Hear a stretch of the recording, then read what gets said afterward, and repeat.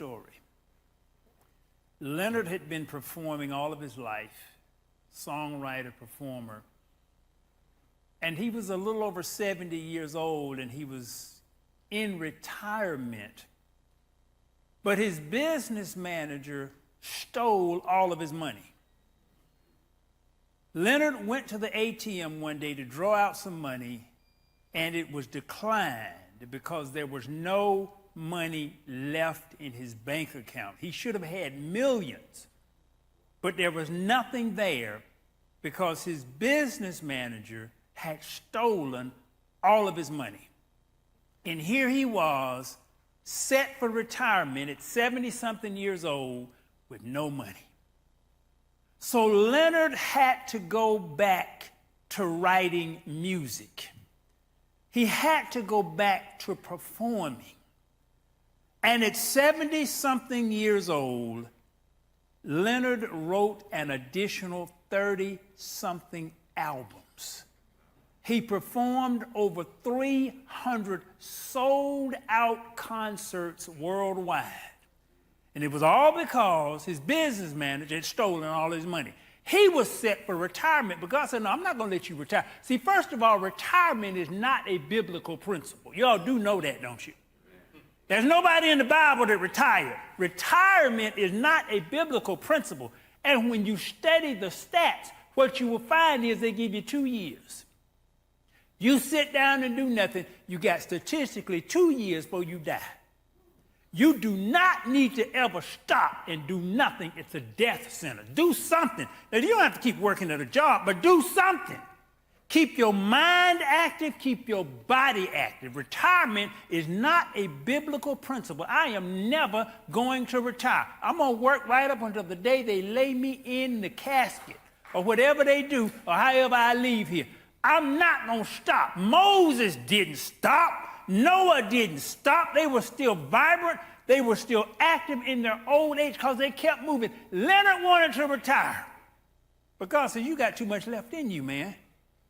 I'm going to have to let your business manager take all of your money because that's the only way you're going to get back out there and go to work.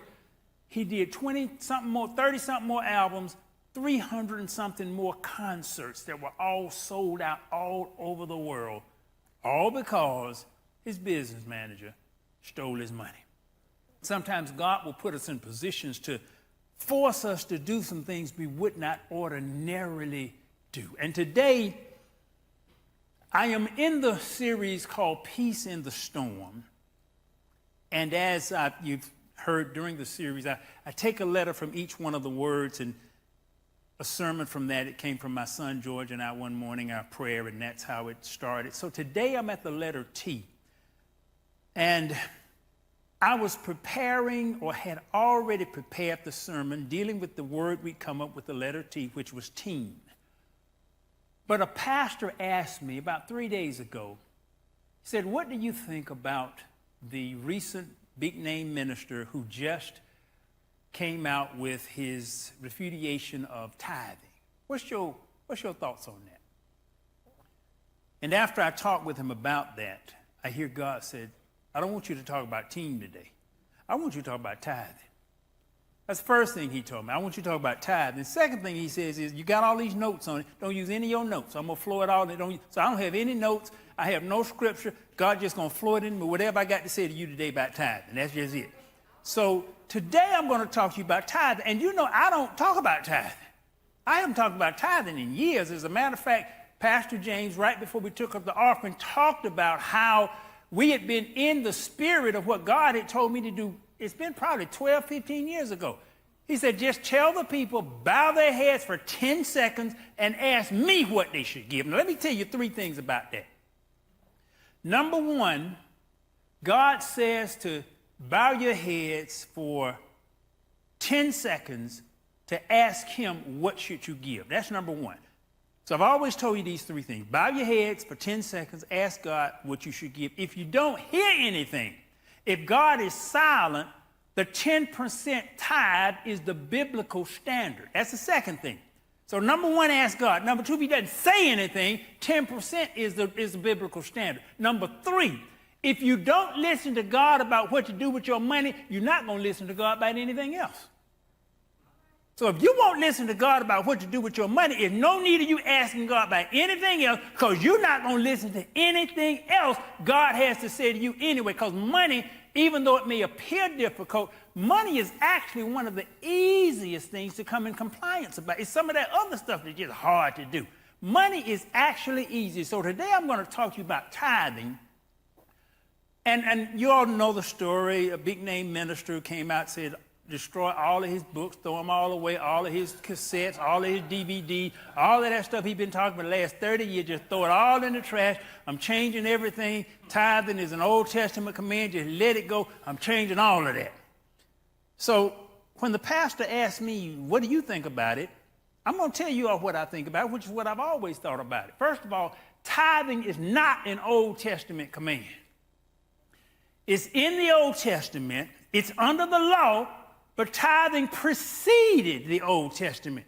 Abraham tithed to Melchizedek. The law did not come into being until the children of Israel were exodus out of Egypt, and Moses went up on the mountain. He came down with the tablets of stone, and on the tablets of stone, we all know the first 10 commandments, but it was 613 of them boys. It wasn't just 10, those were the first 10. And the first 10 commandments weren't new. God always told you to put him first. God always told you don't make any graven images. God always told you don't worship any other God. God always told you to honor the Sabbath. God always told you to honor your mother and your father. God always told you not to commit adultery. God always told you not to lie. God always told you not to steal. God always told you not to kill. None of that was new. So when Moses came down with the first 10 commandments, all that the law did was codify what was already there. Yeah. Tithing was there before the law. The problem is that's all we preach was there before the law. All the rest of the stuff was there too. The Sabbath was there in the foundation of creation. We don't preach that. So the problem sometimes is that we focus on money. Not only has the church been guilty of this, so are we. We will do stuff for money. We will just do stuff for money that we won't do for God. And that is the problem. That's why the love of money. That's why the Bible talks about, he said, for the Pharisees were covetous. They loved money. That hadn't changed. The Pharisees were the preachers of that day. And you still got some preachers right now. They just love money. And they will preach, and they will hoop, and they will holler, all to get you excited. I was a part of a ministerial association years ago, and I would be sitting there in the conference, and I would be in the board meetings, and they would be talking about, who can we bring to this conference that can raise the money? I said, wait a minute. Y'all ain't talking about who can save souls? All you concerned about who can raise money? And the thing began to just bother me, and I began to see the Pharisaical spirit. I said, this stuff is no different than back in Jesus' day. Folk haven't changed. So first of all, no, tithing is not an Old Testament command. It was before that, but so was all the rest of the stuff. So was the Sabbath. So was adultery. You remember when Abimelech, the king, was going to sleep with Abraham's wife, and God told him, if you would have slept with this woman, I'd have killed you? Miss, I didn't know the woman was married. You still gonna kill me? I didn't know it. So adultery was there before the law. A lot of this stuff, it was there before the law. These are foundational principles. And when we look at tithing, first of all, the Old Testament tithing wasn't 10%. When you really add up all them tithes, it was closer to like 23%. It wasn't even 10%. So y'all got it easy with 10%. So it wasn't even 10%. And you got to pay the government. It's the same thing. It's not so much a tax as it is an honorarium. God has given you everything. The government provides you stuff. When you leave this church today, you're going to go out on a street, on a paved street, provided by the government. You're going to stop at a stoplight. The electricity for that stoplight is provided by the government. If you get in an accident or your car is stolen, you're going to call the police. They're paid by the government. We don't have other countries invading the U.S. because we've got a super strong military that's paid for by the government. That's where your tax dollars go to. You owe that money because you get the services. Take a deep breath. How much you pay for that air? How much you paid for the lungs that just, I haven't heard anybody coughing when they took that deep breath. How much have you paid for the DNA that went into constructing your body, your health, the air, the sun, all of the stuff that God has provided for you? That's far more valuable than the stuff the government provides, and yet you owe the government. But the principle is this: the more people have, the less they want to give. It's that way with taxes. The rich folk pay very little taxes. Even Warren Buffett, who's now he's in the top 5 of the richest, but used to be the second richest man for the longest. Warren Buffett, he said, I ain't got no business paying the little taxes I pay. He said, it's totally unfair. He said, it's just no sense. I got all this money. I'm the second richest man in the world, and I hardly pay any taxes. He said, it's not even fair. That's what the French Revolution was about. The French Revolution and a lot of the American Revolution came from the French Revolution. When you really study the French Revolution was having to do with taxes because the aristocrats by law paid no taxes. The burden of the government and the burden of the taxes was paid by the poor and the middle class. The rich by law paid no taxes. And the parliament, the French parliament, was by law composed of 60% aristocrats. So they could never vote themselves out. And the common folk just got tired of it. They said, we paying all these taxes. Y'all rich. Y'all got the money. And that's why they chopped their heads off. Now, the U.S. hadn't gotten to that point yet, but I don't know how mad folk gonna get. But the principle is the same. The more money people have, the less they want to give. It's the same in the house of God. The richer you are, the less percent of your money you will give. That's just a rule. It's the statistical rule. The richer you are, the less percent of your money you will give. So tithing, God had to put a percent there because if he didn't, folk just would, if you just left it up to how much you wanted to give, shoot. Folk just wouldn't give very much. That's just all it is to it. Suppose you could pay as much taxes as you wanted to. Suppose you could pay as much taxes as you wanted to. You would be just like Warren Buffett.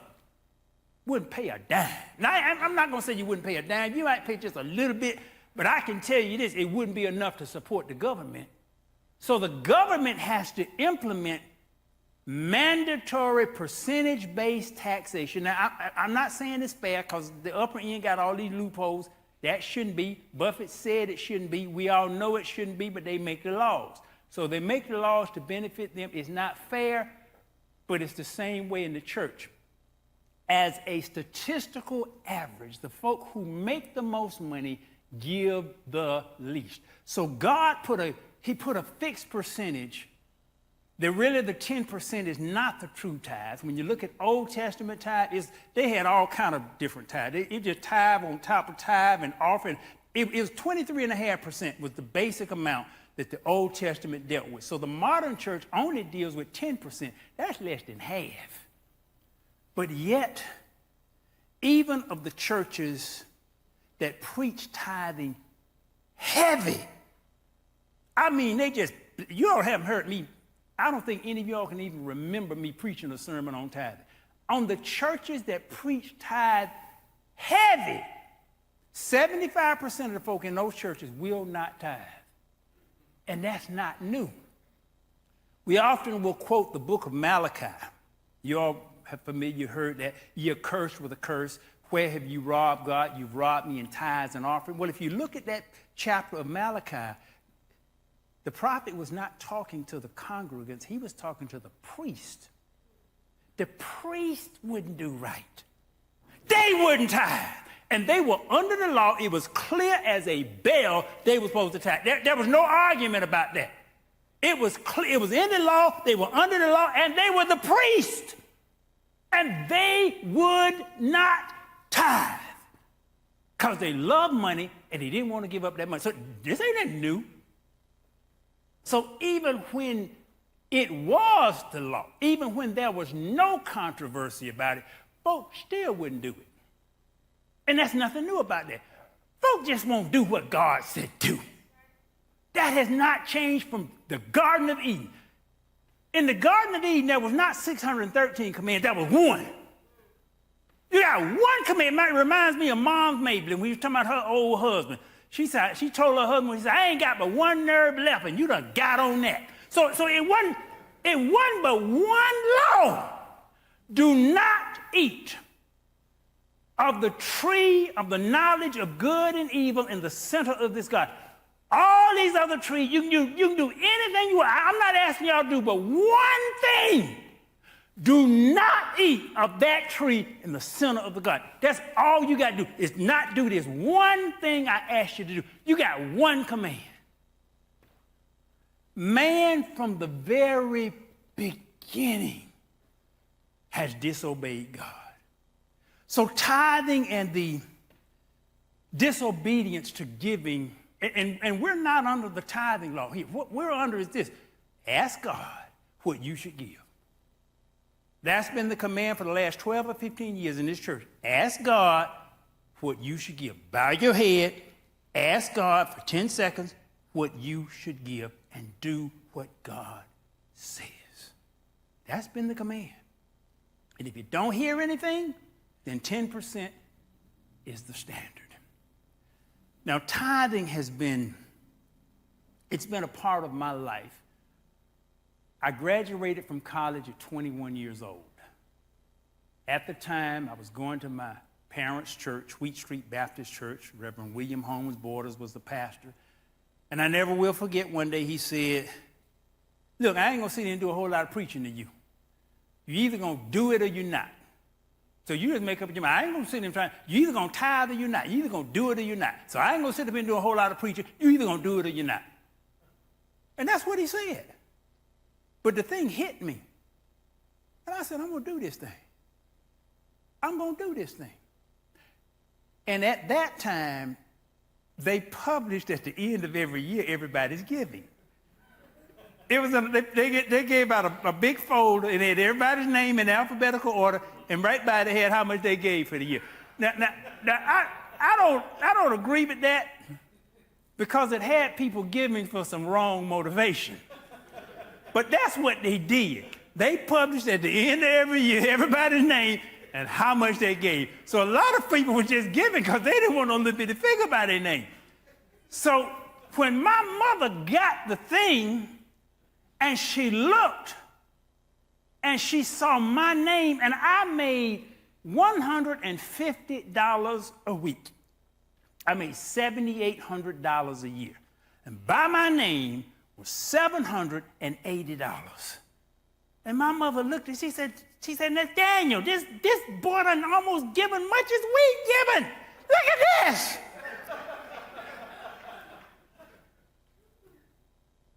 You either gonna do it or you're not. And I made up in my mind on that day, I'm gonna do this thing. That was in church. Often God will lead you beyond that, because, see, giving is a spirit. It really is. And when you get right with God, it starts to affect everything else you do. I was my brother Bishop Dale's first tither. He used to teach Bible study in our home every Thursday night. And I put my giving to him on an automated system.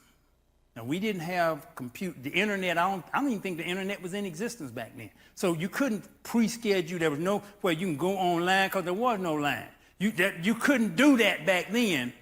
So I put it on an automated system. I wrote out in January of every year 12 checks for $200 each. And I post-dated it, because I ain't had all that money in the bank. So I post-dated it for each month, and I would give him an envelope with 12 checks at the beginning of every single year for each month for $200.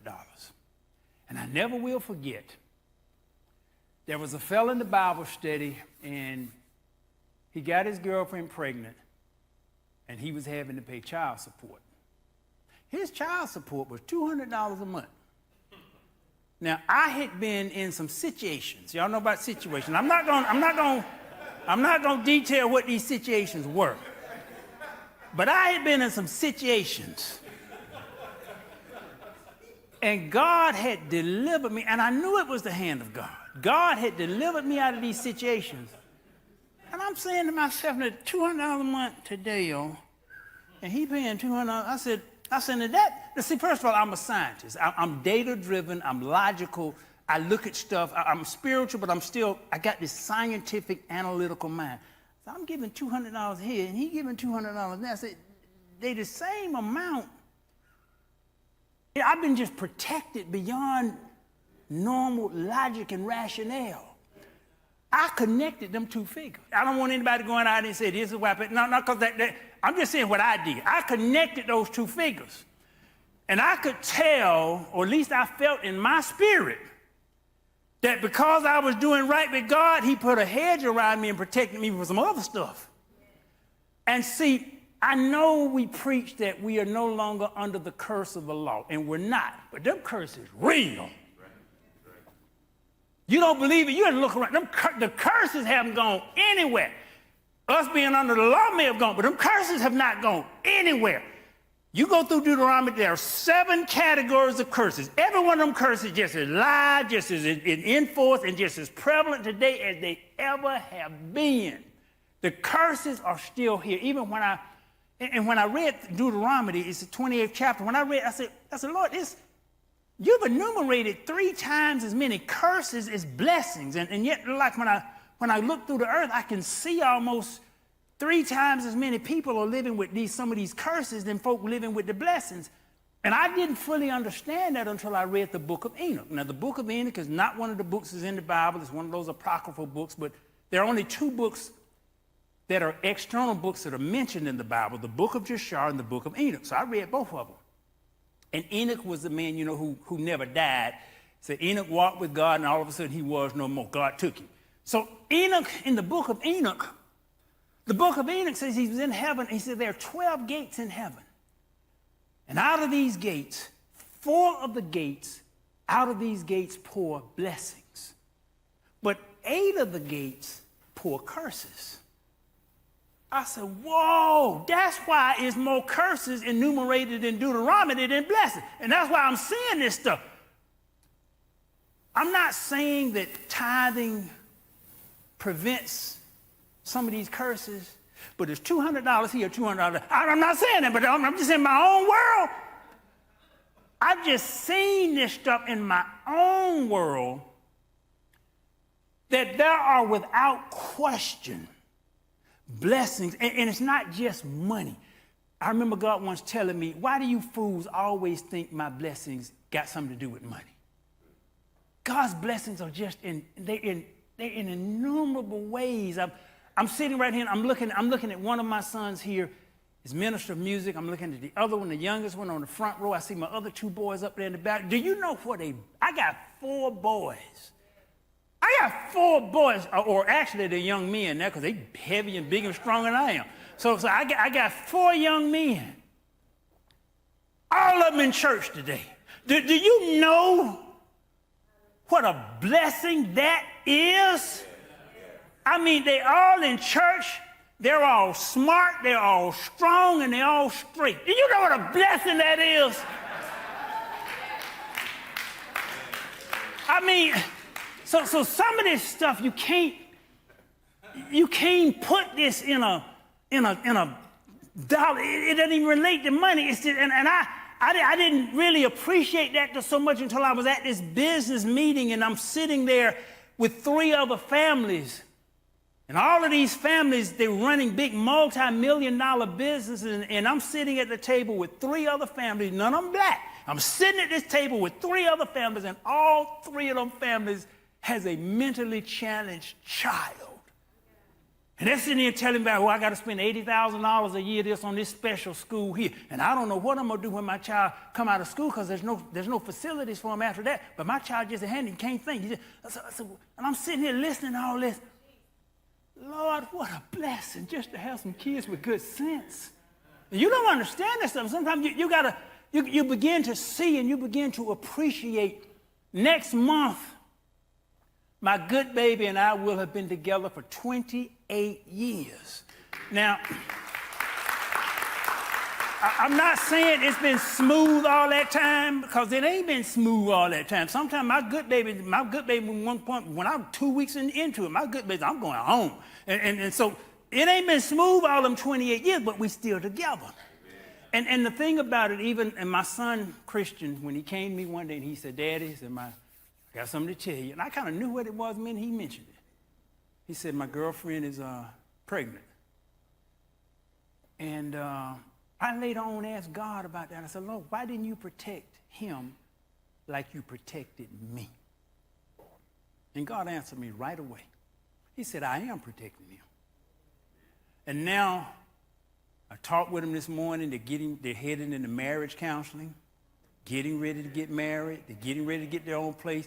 We got the cutest little grandbaby in the world. So it's just, so sometimes,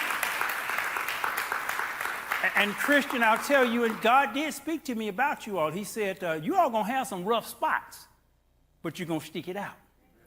Just like your dad and mama. You all going to have some rough spots, but you're going to stick it out. Anybody who's married, y'all going to have some rough spots. But there is a blessing, and see, that's one of those 7 areas of blessings and cursings that's in Deuteronomy. There's something about being in covenant with God with your money. Money is the #1 cause of divorce. It's the #1 cause of divorce. Sex is #2. So those are two. Oh, if you get them 2 areas right, you done got 80% of that stuff covered.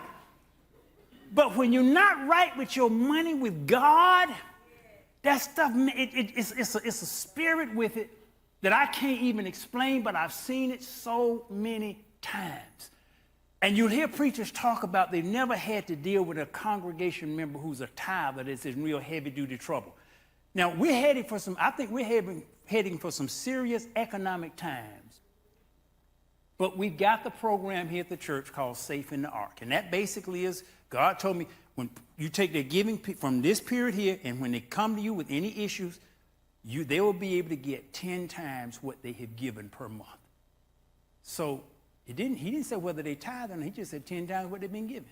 So you're going to receive back based on your giving. And if you were tithing and you ran into trouble, your income wouldn't change your time. And I had to ask, I said, Lord, how long do we support? How long? How long?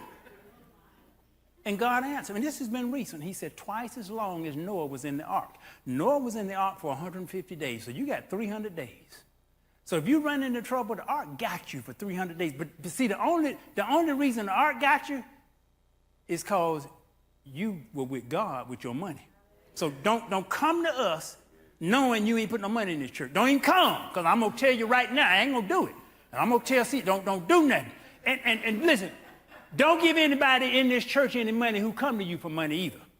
Because if they coming to you for money, it means they weren't in covenant with God and they can't come to the church. So don't curse your money with that.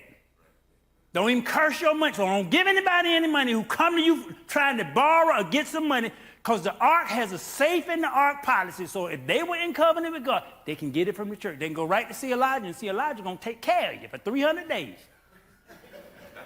And I remember when I mentioned to another pastor that I was going to, he said, man, you realize how many folk may come and try to rip you off and just lie? And I thought about it for a second. I said, no. Because if they were in covenant with their money, they ain't going to lie. Now somebody who hadn't put in the money, they'll lie to you like a fool. Woo, they'll lie. They're trying to rip you off like mad. But if they have been faithful to God with their money, you ain't got to worry about them lying. Those are totally opposite spirits. Somebody who doesn't have any money in on that record, no, they'll lie to you all day long. But if you have been faithful to God with your money, it's something about that thing that it creates a spirit of honesty in everything else. If you won't rob God, you ain't going to rob man. But if you won't do right by God, you'll sure enough rob a man. So tithing has with it not just, it's what God said before the law. There's a spirit that goes with this thing. And it creates also just in the natural, outside of the spiritual arena, It creates in the natural your ability to manage money, because it is not how much you earn, it's how you manage it. And I've seen this over and over. I've seen people that just got huge amounts of money, and before they know, year or two later, that money gone. But they were never tithers. Almost like a curse on it. No matter how much they get, it's gone. But they were never. You look at that giving record, just horrible. Money gone. So there's something that when you can allocate that percent to God, it helps you allocate, because see, God is the first person you should pay, you the second person. You save 10% of your money, oh, you be in good financial shape. You save 10%, so you give God 10%, you give you 10%. It helps you to manage your money. And money is really more about management. It's not about, most people think, if I can just make more money. No, as a general principle, the more money you get, the more money you blow. That thing, I've seen that over and over and over and over. Money is about management, but your first management responsibility is to the one who gave you everything. And it just makes a difference. And see, when you ask God, Lord, what should you give, you may get different answers. I didn't get 10%. I remember when I asked the Lord how much, he said, I want you to put in based on what you want to earn. And that's what I started doing. I started tithing based not on what I was earning. I started tithing based on what I wanted to earn. It took me about 3 or 4 years to reach that point. And I hit that point, which was my limit, but I dropped below it for the last 4 months. If you remember, I came back and I told you when I was on the road how my company had dropped in sales. But I realized why it had dropped. It took me a minute to realize why it had dropped, because I was out of obedience. God says, once you start drawing your full Social Security, you should go to Sunday, Monday, and Tuesday work week. I wasn't following that with a quarter. I was supposed to do that the beginning of April. In April, my company's sales dropped in half. Then in May, it dropped another 20%. So when I realized that I was out of covenant, and see, the leader brings a curse or blessing over everything. The king brings a cursing or blessing over the kingdom. When I realized I was out of covenant, when I came back off of that Route 66 trip, I said, Lord, I'm on this. I understand. I'm on it. When I got back, and I got back off of the trip end of July, this is August, sales back to normal. The income back up. But I was off track. Now see, I cannot scientifically say that's correlated, but it's like them 200 and them 200. I can't scientifically say that's correlated, but in my heart and soul, I know. I know, because I've seen some miracles on both ends. I've seen it miraculously go up, and I've seen it go down with no explanation whatsoever. I know money is a currency and it flows. And see, money is like food, and you need it, but if you don't process it properly, people are often on one or two extremes like they are with food. They're either constipated or they got diarrhea. And both of them mess you up. Both of them make you sick. If you constipated, you get sick. If you got diarrhea, you're sick. Some people, they take in the money, but they don't ever let it out. Other people take in the money, they spend everything they get their hands on. They got diarrhea. Some folk take it in, and they won't let it out. They're constipated. So you need to have a proper flow with your money, and that first flow begins with what you do with God. No, tithing is not an Old Testament command. Tithing, like all of the rest of the stuff, was here before the law. It is the right percentage. It is the right thing to do. But what we tell you to do, bow your head for 10 seconds and ask God, Lord, what shall I give? If you don't hear anything, 10% is the standard. And if you don't do what God tells you to do with your money, you're sure not going to do what he tells you to do with anything else. Because money is some of the easier stuff. But I believe with all of my heart, there's a blessing and there's a curse tied to when God tells you to do something. Simple as that. It always has been, it always will be. And I don't think them 8 gates with them curses have been shut in heaven. They still pouring out curses just like they were when Enoch first saw them. But so are the four gates pouring out the blessing. Which gate are you going to be at? Now I know the pastor, who had all the controversy, he said he don't want to scare folk with curses. I don't want to scare you with curses either. But them things real. That stuff be real. That's just all. So all I'm saying, and it's not about money, it's about anything God tells you to do. When God speaks a word for you to do, and I have challenges with this constantly of doing what God tells me to do. I haven't told you that, and it ain't changed. I still just struggle with doing what God tells me to do. But when you do what God tells you to do, there's an inherent blessing in just the thing, and then there's inherent blessing in the spiritual magnification of the thing. When God tells you to do something, usually even in the natural there's a blessing. But then there comes this supernatural that's on top of the natural. Those curses and blessings are still just as real today as they ever were. We're not under the curse of the law, but them curses real. Sickness was one of them areas of curses. Y'all think folks sick? They ain't going anywhere. Matter of fact, sickness is now increasing because the younger generation is less healthy than the prior generation. They ain't going anywhere. But if you listen and do what God tells you to do, you won't be sick. And not only will you not be sick, you will feel and look phenomenal. The blessings that come from obedience to God, they're just, I was the other day, I'm so thankful about so many things. It's not that I have a perfect life, but I have a life that's so full of so many blessings. And just to be able to see my four sons here, and then I got a good relationship with all my sons.